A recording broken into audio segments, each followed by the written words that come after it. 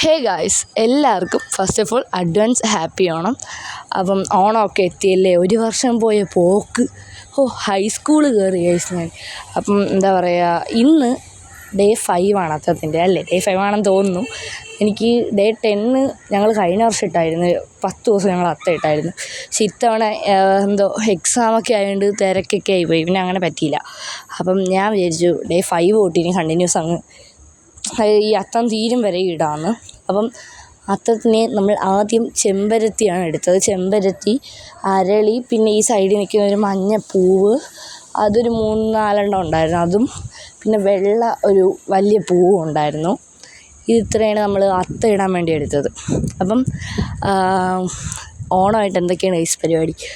ഞാൻ ഇങ്ങനെ ഈ അത്തമൊക്കെ ഇട്ട് ചെറിയ ഒരു ഇതിൽ പോകുന്നു. പിന്നെ നാളെയും അത്തത്തിൻ്റെ വീഡിയോ വരുന്നതായിരിക്കും. ഇന്ന് വൈകുന്നേരമാണ് വീഡിയോ വരുന്നത്.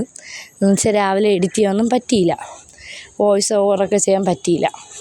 അപ്പം എല്ലാവരും എക്സാം എങ്ങനെ ഉണ്ടായതെന്ന് താഴെ കമൻറ്റ് ചെയ്യും. എൻ്റേത് കുഴപ്പമില്ല, ഹൈസ്കൂൾ ആയതുകൊണ്ട് എഴുതി തീർക്കാൻ സമയം കിട്ടാറില്ല, ഇതാണ് ബുദ്ധിമുട്ട്.